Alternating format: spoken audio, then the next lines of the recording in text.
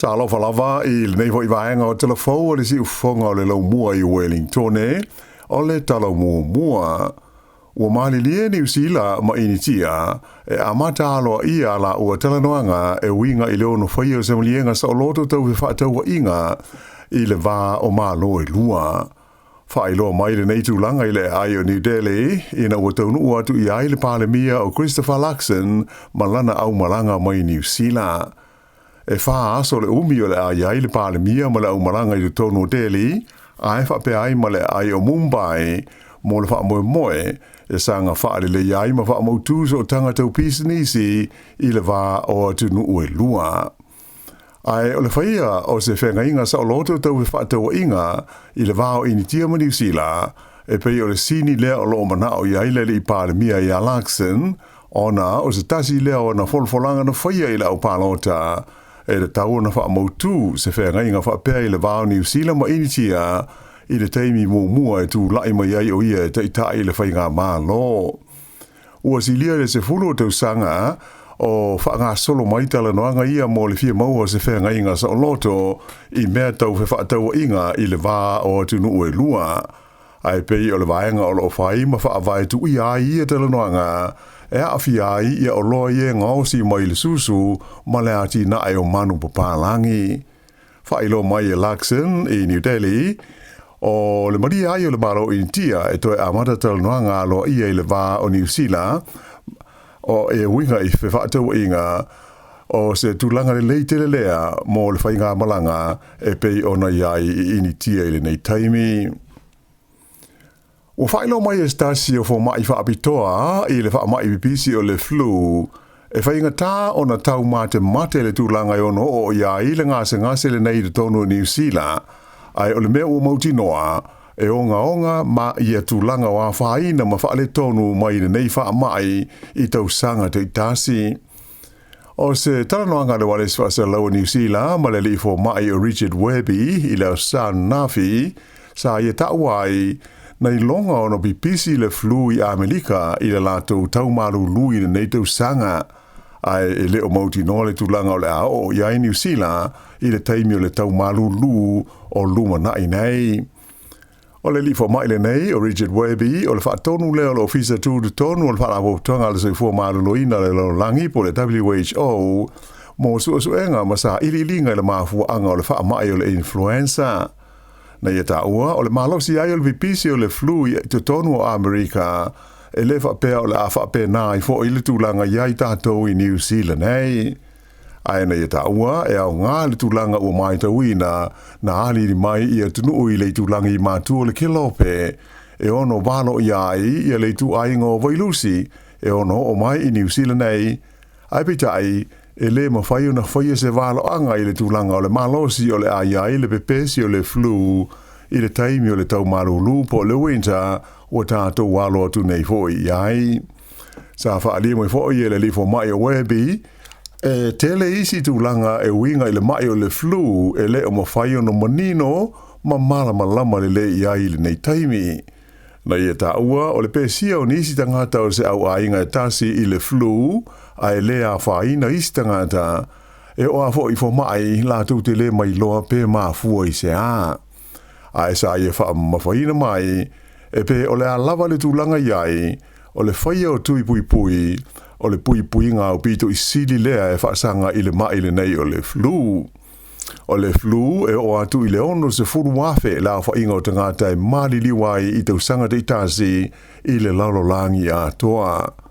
Tu ngā le nei wha mai I le tonu o Amerika I tau sanga uma mai wha pe nā fo I le tūlanga iai ma tātou I nei New Zealand.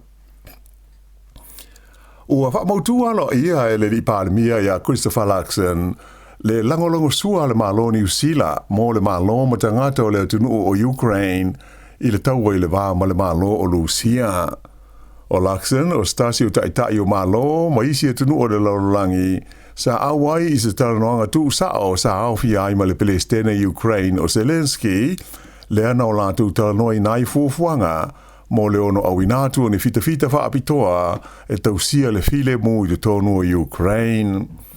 O le talanoanga wha apitoa tai o malo nei wha ingoina o le Coalition of the Willing po o tunu ma malo ia o ioe ma malili e tu fatasi e lango ia Ukraine. Sa fuafuaina le talanoaga I luga o fesootaʻiga tele vavave e le palemia o le malo peletania tele o Keir Starmer ma o isi o taʻitaʻi sa aua ai na ofia ai ia Volodymyr Zelensky faapele pele stene o le malo falani I Emmanuel Macron ma le palemia o Australia ia Anthony Albanese. Na umana nei talanoaga ona whaia lea o se whaasalalaunga le palemia New Zealand I lunga o le X. Le ana ia taʻua ai le tutus o so tau au o New Zealand ma le malo Ukraine ina ia maua se file mumoni mo lea tunuu o Europa. O le taimi nei o lea ua iai se sui o le fitafita a New Zealand ua I te tonu o talanoanga alo ia o lo whaia I pale e whaatisi ai masui o isi e tunuu e tolu se furo le langi e winga e mata upu tau I le pui ngā whaale vāo mālo. Ta ua ai le palemia o New Zealand o ia whailo inga o se avanoa tāua lea e sila ai I nisi o wala Tala whenga ai e mawai se file mumoni I te tonu o Ukraine.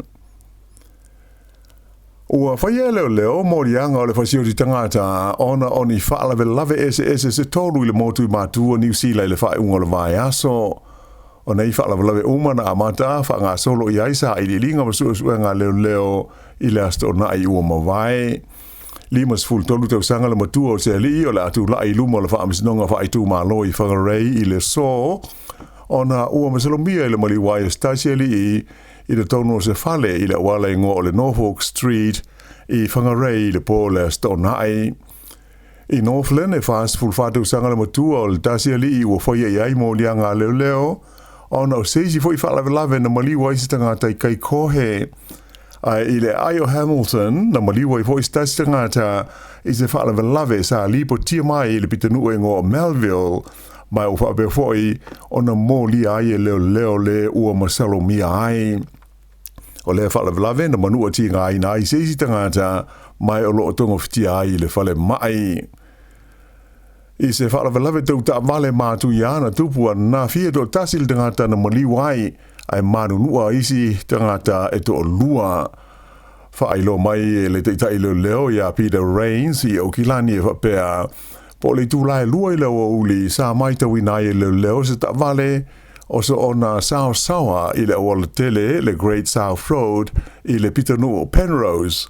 Mai sa whailo iai ina I tū peitai e le I tū ane lea ta vale I leo ai sola ese mai le vaenga leo le awala mai na iu ina lave ai ina ua feto ai manisi ta vale se lua.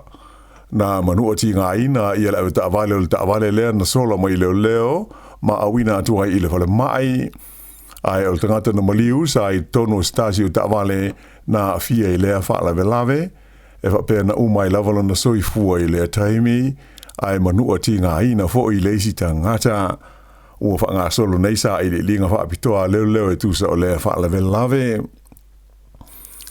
Ua whaapa ina se komiti whaapitoa I toke lau, mo le whaamanino ina I tangata uma, o se fuafuanga I leo no whaia leo seisi whai ngā pālota whaapitoa po se referendum, mo le lumana I o pūle ngā toke lau.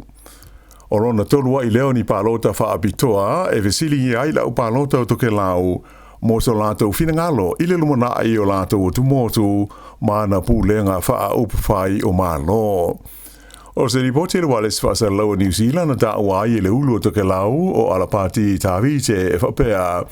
O le komiti whaapitoa o whaawaina, o le alātou whaamāpopoina whaamutalanga uma, a toa ma leo I lilinga o le tu ainga o filifilinga e mana o mia tangata o toke lau. E manatu le ulu o toke lau. E tāua le sila fia tangata o le tunu u leo I lilinga o ni whaai unga la tau te ono tau nuu I ai. Na ia tāu foi o leo o pasia le whono au o toke lau. Le wha o wina o ngā luenga le komiti whaapitoa. Mai o le awha ngā solo I ai whilo inga whalau I tele, mo le whaalia o manatu malangona o le au pālota toke lau. O le au ngā ia whilo inga whalau I tele, whaamatala I nai au ili ia le tūlanga o pūlenga mālo tāla whea ngai mo toke lau, e pei ona whātula I mai e mālo au whatasi. Mai o le awhia lau mai tangata o toke lau, ia se whai unga, peto e whaia seisi pālota whaapitoa I lea mata upu. Na whaina fo e ala pāti tāwi te o le whanonga o loo iai ina ia manino tangata uma i le tūlanga i whetau i matala whea ngai moro lātou lumanai. Pei ona sila fia o atu moto to ke lau o se territory o le malo New Zealand mai o le tausanga a sau e atoa i aile se lau o tausanga o lea wā whea loa i whaapitoa o New Zealand ma atu motu o toke lau. Le vai aso nei e tau o fiai i le motu o whakaofo i a le whonotanga mua o le nei tausanga a le whono ao po o le palemene o atu motu o toke lau.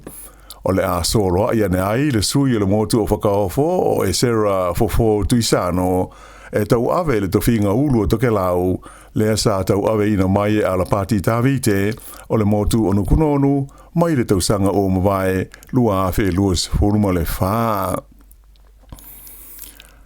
I titi mai e to se fulu iwa la wha ingo tangata na whasio tia i le whae ungo le vai aso i le atunu o Yemen mai Joseph inga va le tau o le malo a Amerika. O nei Joseph inga i le stona ai sa whaia whaasanga i fita wha tupu wha lave le Houthis i le tonu o Yemen. Mai wha pēr sa wha tunuina i le lipele stene a Amerika o Donald Trump.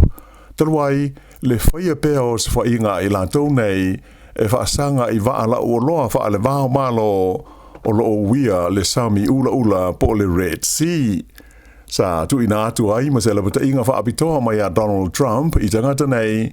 ina ia tau fia loa le whaia o la tuos wha inga nei na ia tau ai o le a timu mai le langi ia puapua ngā ma se oli mo i la tau pe a whai e le tau fia le sanga whaia pea o la tuos wha inga